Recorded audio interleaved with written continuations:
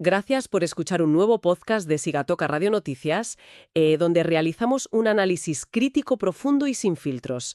Escúchanos y entérate de la verdad. Intentamos dar respuestas a preguntas frecuentes, pasos para solucionar problemas y recursos útiles. Sin más preámbulos, comencemos. Imaginemos por un momento un documento del año 1528. Automáticamente la mente se nos va a las películas de época, ¿verdad?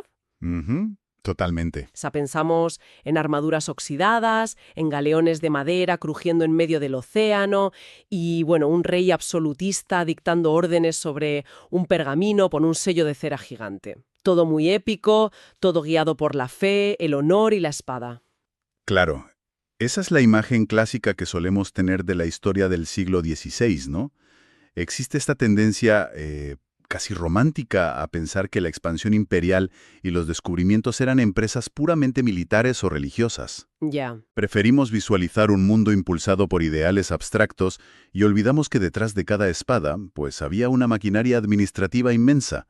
Solemos dejar fuera de la foto a la burocracia, a las finanzas y los contratos legales, que, a ver, en realidad eran los que movían el mundo, exactamente igual que ahora. Y por eso, precisamente, la exploración en profundidad de hoy es tan reveladora. Porque cuando una entra en los archivos y empieza a leer los textos originales... La imagen de Hollywood se desmorona. Exacto, se desmorona por completo y deja paso a algo muchísimo más sofisticado. Hoy nuestra misión es sumergirnos en un texto fascinante, fechado el 27 de marzo de 1528, en Madrid. Es un documento que se conoce como la Capitulación de los Belzares. Básicamente, es un acuerdo entre el mismísimo Carlos V, emperador del Sacro Imperio, rey de Castilla, y dos representantes alemanes, Enrique Ainger y Jerónimo Sailer. Y lo que hace que este texto sea una auténtica joya histórica es precisamente cómo destroza esos estereotipos que comentabas. No estamos ante un edicto real donde el monarca simplemente ordena y manda. Estamos ante un contrato comercial hipercomplejo. O sea, es un acuerdo de externalización de servicios a gran escala. Es que, de verdad, leyéndolo en detalle, parece un contrato moderno de capital riesgo de Silicon Valley, Sí, sí. pero mezclado con políticas de recursos humanos y, bueno, de cumplimiento normativo de una multinacional actual. A través de sus cláusulas vemos los mecanismos exactos de cómo se privatizaba una conquista militar, vemos la geopolítica en acción y esto es lo que me ha dejado más de piedra, una autocrítica institucional brutal sobre derechos humanos. Que es algo rarísimo de ver en esa época. Rarísimo. Así que, a ver, para poner un poco de orden, vamos a establecer el contexto. ¿Por qué la corona española, que era el imperio más poderoso del momento, decide de repente sentarse a firmar un contrato masivo con unos banqueros alemanes para ir a pacificar zonas de Sudamérica? ¿Qué estaba pasando ahí? Pues, para entender la mecánica de esta decisión, hay que mirar el tablero geopolítico. En ese momento, la corona española tiene un problema muy específico y muy grave en la provincia de Santa Marta, que está en la costa de la actual Colombia. El propio documento describe la situación como un colapso total. Los indígenas de la región, a los que el texto califica de manera muy gráfica como belicosos y fleceros, se han levantado en armas. Y la situación ha escalado a un nivel insostenible. Madre mía. Hasta el punto de que el gobernador de la zona, Rodrigo de Bastidas, ha sido asesinado con la participación tanto de estos nativos rebeldes como de, ojo, algunos cristianos amotinados. O sea, un agujero negro de poder absoluto. Tienen una colonia clave que ha entrado en anarquía y el Estado, literalmente, ha perdido el monopolio de la violencia y el control del territorio. Exactamente. Es una crisis administrativa y militar de primer nivel. La corona necesita enviar a un nuevo gobernador de inmediato, un tal García de Lerma, para restaurar el orden. Pero claro, el problema es el mecanismo operativo. El dinero, imagino. Claro. Pacificar una zona rebelde y hostil a miles de kilómetros de la metrópoli requiere un esfuerzo logístico gigantesco. Necesitas barcos, necesitas soldados, armas, municiones, caballos, comida para meses, y el contrato, de hecho, admite con una franqueza asombrosa que para hacer esto es menester grandes gastos y dineros. Ya, claro. Y aquí está la clave del asunto. Carlos V tendría muchos títulos, pero lo que no tenía era liquidez. Estaba inmerso en guerras carísimas por toda Europa, contra Francia y contra los otomanos. Básicamente, la caja fuerte estaba vacía. Vale, me encanta que menciones lo de la falta de liquidez, ¿eh? Porque aquí es donde la dinámica me recuerda tantísimo al mundo de las startups modernas. Es como una empresa tecnológica que ha crecido demasiado rápido, se ha quedado sin caja a mitad de la expansión territorial y, bueno, necesita urgentemente una inyección de capital para no quebrar. Tal cual. Y justo en ese momento de desesperación aparecen los famosos ángeles inversores, que en este caso son los banqueros alemanes, ¿no? Así es, operan exactamente como capital privado. La familia Belser, o Belsares como se castellanizó en la época, era una de las casas financieras más poderosas de toda Europa. Ellos no vienen a hacerle un favor al rey por patriotismo, evidentemente.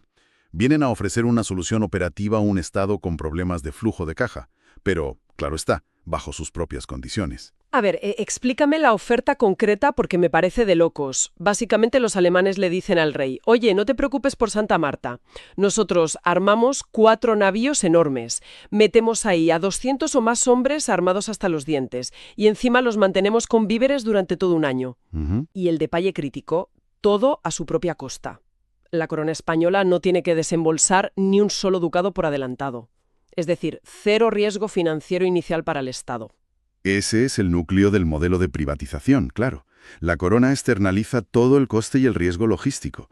Pero, a ver, los Belser no eran una ONG. Se asumen el altísimo riesgo de financiar una flota transatlántica que, bueno, puede hundirse en una tormenta o ser aniquilada nada más llegar. Es porque esperan forrarse, lógicamente. Exacto. Es porque el retorno potencial justifica ese riesgo. Y ahí es donde el contrato expande su alcance geográfico de una forma brutal. A cambio de apagar el fuego en Santa Marta, los alemanes obtienen los derechos exclusivos para descubrir, conquistar y poblar un territorio inmenso. Hablamos de una franja costera que va desde el Cabo de la Vela, abarcando todo el Golfo de Venezuela, el Cabo de San Román, hasta llegar a Maracapana. Muchos países europeos actuales literalmente ceden los derechos de explotación a una corporación extranjera. Aunque, leyendo el documento, me fijé en que la corona no les da un cheque en blanco sin más. No, para nada. Establece unas métricas de rendimiento, unos KPIs de la época, que son bastante estrictos. Obligan a la empresa alemana a añadir 100 hombres más a la expedición en un tiempo determinado, salir de España en un plazo máximo de un año, fundar 2 ciudades en los 2 primeros años y construir 3 fortalezas de piedra.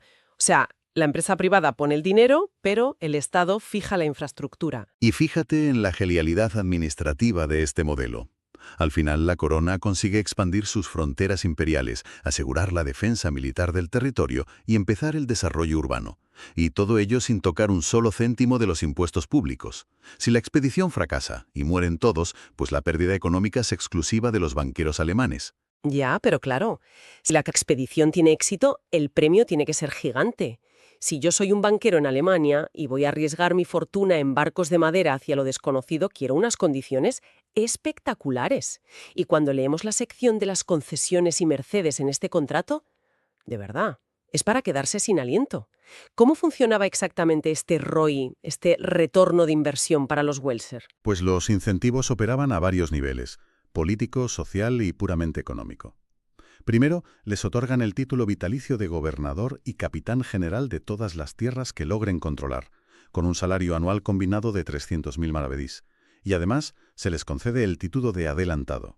Frena un segundo ahí, porque escuchamos mucho la palabra adelantado en las clases de historia del instituto, pero ¿qué significaba operativamente en 1528?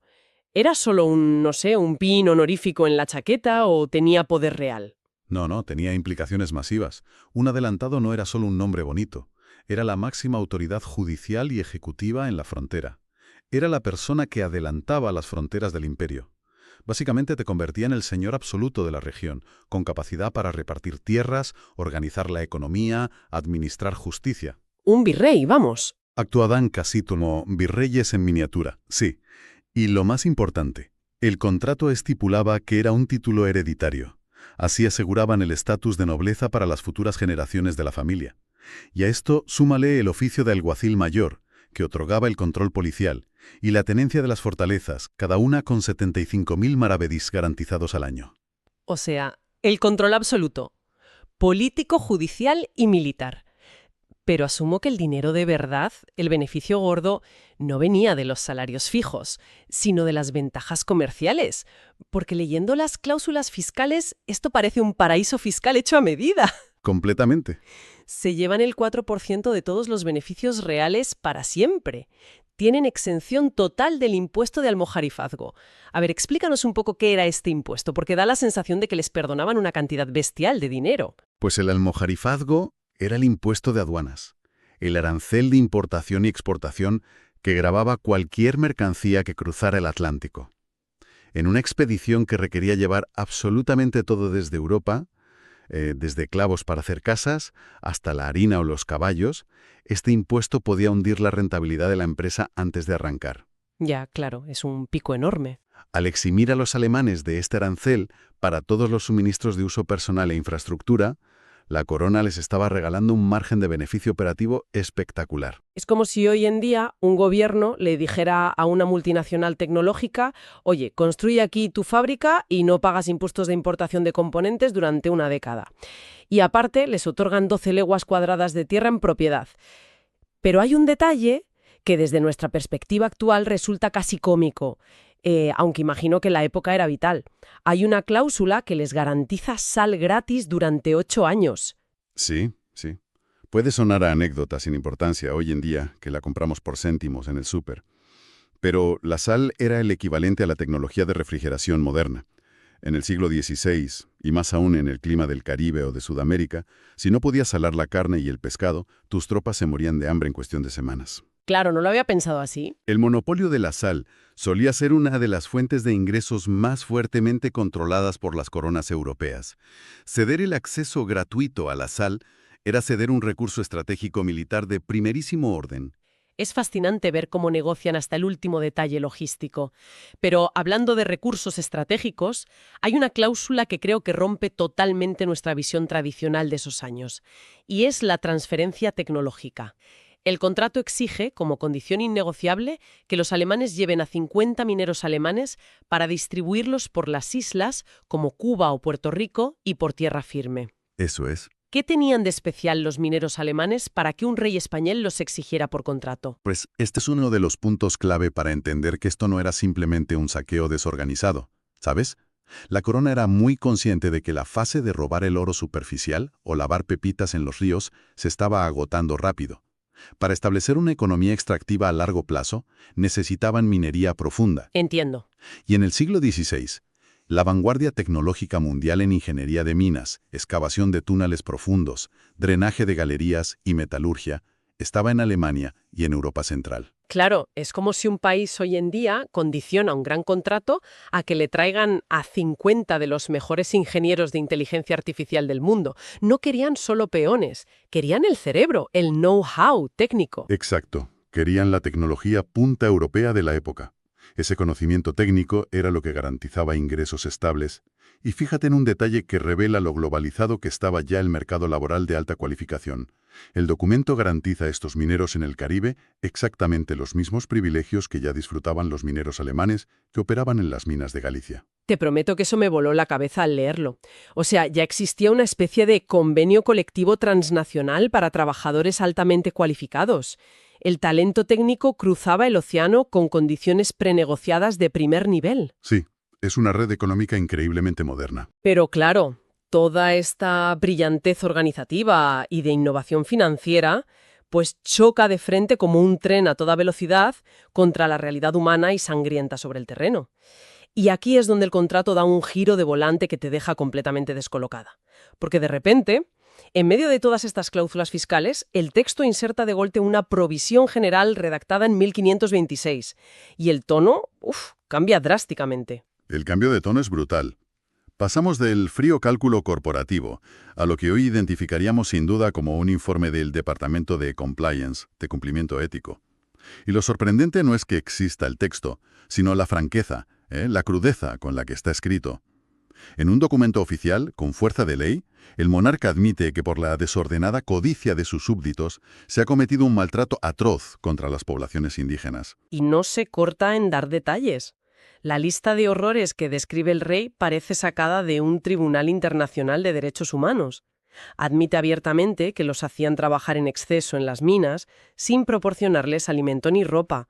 Dice literalmente que se les trató, y cito, peor que si fueran esclavos. Sí, Que las muertes masivas han dejado islas enteras yermas y sin poblaciones. Leer a un soberano del siglo XVI reconociendo institucionalmente que sus capitanes han estado asesinando y robando sin justificación, la verdad, es asombroso. es una anomalía enorme en la historia de los imperios, ¿sí? Normalmente la propaganda estatal oculta o, bueno, maquilla estas cosas. Aquí el Estado admite que el sistema de explotación, impulsado por esa avaricia sin control, pues ha colapsado por su propia violencia. Reconocen que estas acciones no solo ofenden a Dios, sino que además han legitimado que los indígenas se defiendan, provocando la muerte de misioneros. A ver, frena un momento, porque aquí me entra el escepticismo, sinceramente. ¿Me estás diciendo que Carlos V, un monarca absoluto que estaba arrasando Europa en guerras sangrientas, de repente tiene un ataque de conciencia moral sobre los derechos humanos en el Caribe? Ya, suena raro. Suena que el director general acaba de ver cómo su base de trabajadores, la mano de obra que extrae su riqueza, está siendo exterminada por unos gerentes incompetentes, ¿no? Es pánico económico puro. Pues, a ver, es que esa es precisamente la tensión que cruza todo el periodo. Intentar separar la moralidad de la economía en la mentalidad del siglo XVI es muy difícil, porque para ellos estaban completamente entrelazadas. La preocupación teológica era real. El miedo a condenarse eternamente pesaba muchísimo. Vale. Pero, indudablemente, el colapso demográfico era una catástrofe económica sin precedentes. Las islas se quedaban vacías. Y sin nativos para extraer el oro o trabajar la tierra, el modelo colonial se iba a pique. La solución que proponen en el contrato para resolver esta crisis, tanto de relaciones públicas como moral y económica, es instituir un nuevo mecanismo de control interno. Y el mecanismo es obligar a los alemanes a llevar al menos a 2 religiosos en cada expedición. Pero no para dar misa los domingos y ya está. Cuando analizas las competencias que tienen, actúan exactamente como auditores externos con poder ejecutivo real. Son el Departamento de Asuntos Internos y de Recursos Humanos sobre el terreno, tal cual. El documento les da un poder de veto virtual sobre casi cualquier decisión estratégica. Dice explícitamente que los gobernadores no pueden hacer prácticamente nada sin el acuerdo y parecer de los religiosos. A ver si lo entiendo bien. Un capitán veterano o un ejecutivo alemán de la familia Welser no podía ni decidir dónde poner el campamento sin preguntarle al cura. Hasta ese nivel llegaba la teoría, sí. No podían interactuar con los nativos, no podían decidir la ubicación para construir las fortalezas obligatorias, ni realizar tratos comerciales, y sobre todo, no podían asignar indígenas en las encomiendas sin la firma y aprobación explícita de los 2 religiosos. Estaban obligados a asegurar que los nativos se les tratara como personas libres, regulando sus horas de trabajo y exigiendo que se les pagara. Madre mía, o sea, es como si incrustaran a inspectores de trabajo en cada escuadrón, con autoridad para paralizar la obra. Y ojo con las penalizaciones, ¿eh? Si un gobernador alemán ignoraba el veto, se enfrentaba a perder la mitad de todos sus bienes en favor del fisco e incluso podía perder sus títulos. El diseño teórico de este sistema de control era impresionantemente robusto. Pero claro, esto nos lleva al problema eterno de la burocracia. Hecha la ley. Echa la trampa. Exactamente. La maquinaria administrativa tenía unos vacíos legales monumentales, diseñados a propósito o no, que permitían que el sistema extractivo siguiera funcionando a pleno rendimiento. Y el ejemplo más claro de esto es un mecanismo procesal obligatorio que se menciona en el documento, el famosísimo requerimiento. Analizar cómo funcionaba esto en la práctica, y me parece el pináculo del surrealismo de verdad. El documento establece unos protocolos legales que tenían que cumplirse paso a paso antes de empezar cualquier conflicto. Es exactamente igual a los términos y condiciones interminables que te aparecen cuando actualizas el móvil. La analogía es perfectísima. Porque, a ver, ¿cuál es el propósito de los términos y condiciones hoy en día? No es informar al usuario realmente. Es blindar legalmente a la empresa y trasladar la responsabilidad. Pues el requerimiento funcionaba con esa misma lógica jurídica, pero a escala imperial. Fíjate en la escena, porque es de película cómica, si no fuera tan trágico. Llegan unos barcos alemanes y españoles a una playa de Sudamérica.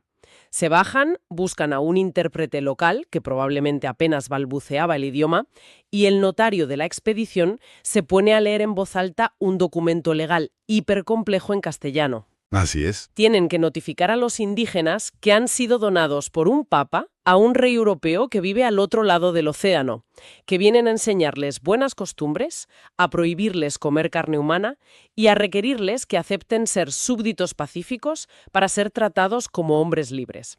Y el contrato dice que si los nativos no lo pillan a la primera, hay que leérselo una o dos o más veces. Y esto que a nosotros nos resulta un teatro del absurdo total, tenía una función vital en el derecho castellano de la época. Hay una frase que se repite muchísimo en estos textos y es «para que nuestras conciencias queden descargadas».